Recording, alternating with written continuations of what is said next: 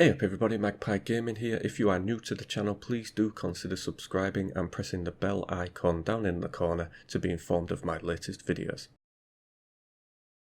Good morning, good afternoon and good evening wherever you are on this planet. I hope you're all doing well. So we've had the update to Escape from Tarkov. There's been a lot of fixes since the update, so I'm going to go through all of the things that have been changed since they released the update. Obviously we had 10.5 go live, and then the day after we had 10.6 with a little bit of a big jump, I would have thought. And we've had several little technical fixes since. So they've released some patch notes for a couple of the hotfixes that they've done. There is another hotfix getting applied today, which will most likely be done by the time I get this video out, but I will detail what is in those. So the first hotfix that we had, this was on the 9th, this was just after we had the release of 10.5. They reduced the chance of a fracture from bullet hits, added the ability to mark all examined items as viewed by clicking on a notification of the number of new examined items. In the flea market they added a checkbox required for all items in offer. This allows you to specify the price, not the one piece of item but for the entire pack of items. Remove the offers from game traders and only functionality filters are set by default in the flea market. For fixes, they fixed a bug with group matching, which was something that a few of my friends were complaining about. Now for me personally, when they do a big patch such as 10.5, I don't play straight away. I had a look on after I updated the game and then I just came off because I know there is going to be a myriad of issues with the game that will make it broken for a while, so I didn't bother with it. But the guys that I usually game with said that the group matching was knackered, it wasn't working well, they were struggling to play it, but that is now fixed. They fixed a bug when dragging items from quick access bar to inventory, fixed a bug with placing items from trading interface to quick access bar, fixed a bug about examining items in the flea market when an error 228 appeared, fixed a bug when the items used in the trade exchange which were not in the stash were not visually removed, fixed display of offers where with barter more than 3 positions, fixed long time of response while trading in the flea market, fixed several bugs that were lock in game appearing after single raid, global chats are now available again.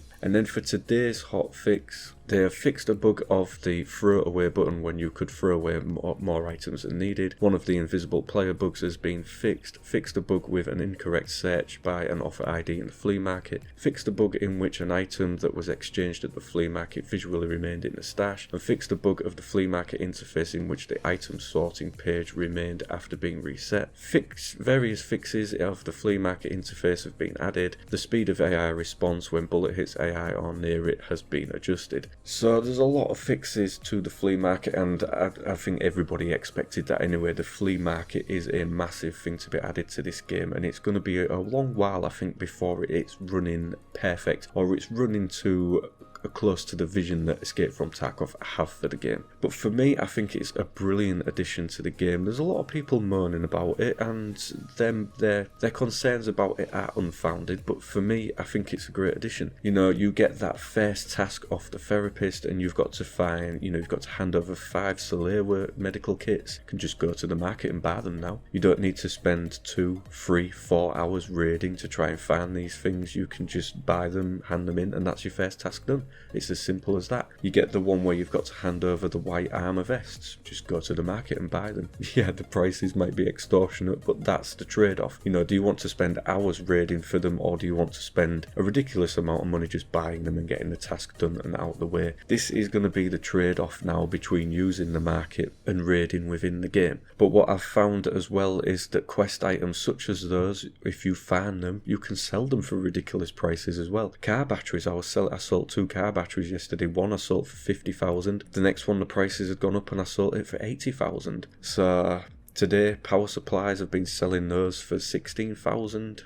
It's just, some of the prices are absolutely insane. But whilst there's the need for people to get them and be willing to pay the prices, then you can sell them for those prices. So I think the marketplace for me personally has been a good addition. As I say, not everybody is that thrilled by it, but it's going to be one of those things that takes a while to get going with the game. It's going to be something that you're going to have to get used to, because of course I'm finding things in raid trade and selling them through the flea market, but these are things that I would have sold to traders before this. So of course I'm not spending the correct amount with traders, so I'm going to reach the ranks and not be able to buy stuff at that rank from the traders because I haven't sold or bought enough from them. So you've got to really watch what you're doing and think about what you're doing. Obviously things like car batteries bring a ridiculous price, so you are going to sell those, but other things like weapon mods that you could maybe make a few thousand rubles more on doing them in the flea market, I maybe might start selling those to the traders now, because I need to get those traders up to a certain level to be able to buy decent gear within the game. So you've really got to think about where you're selling things, what you need to buy, what you need to get rid of, you know, where shall I sell it, and it just brings another element to the game that I think is really good. One thing that they have done is they've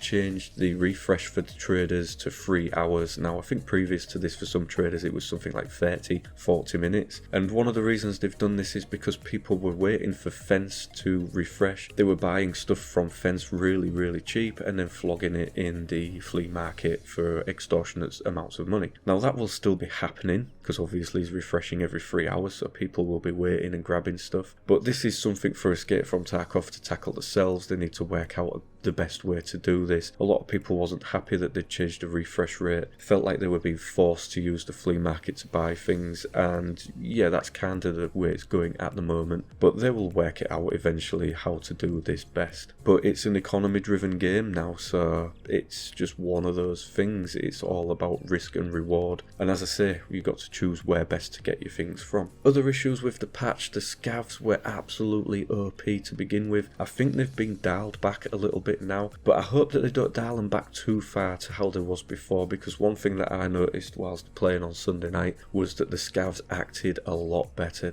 It was hard to tell scavs from players sometimes with the movement that they had and the way that they moved about. They definitely moved about to different areas than they would have done before. I noticed this at Old Gas on customs. They were going behind the blue fence, they were coming down to the train tracks, whereas before you could almost guarantee that they would just take cover and wait for you to snipe them from the bridge. But I do find them a lot more interactive now, and yeah, they maybe are able to headshot you again with one shot quite easily, but I think they're dialing that back in a little bit now. But overall this has been a good update for me. I think it's brought about some good changes to the game. There's obviously a lot of fixes in there. There was some additional items, mostly for the Mosin. Not really too bothered about those, I don't use that gun to be honest. But yeah, I'm enjoying it. I think it was a good update to the game, and we look forward to update number 11, which should give us a new map. I think that's going to give us the Terror Labs map. Hopefully it will do anyway. The only thing that's put me off and has annoyed me is that what we've wiped again, and I hate the wipes in this game. They really do piss me off. They boil my piss, to be honest. And yes, I know that when we started playing this game in beta, we agreed that there would be random wipes with the game. Those are just part and parcel of the beta process with this game. But of course, with the flea market being there, it's now easier to rank back up again, because obviously all those tasks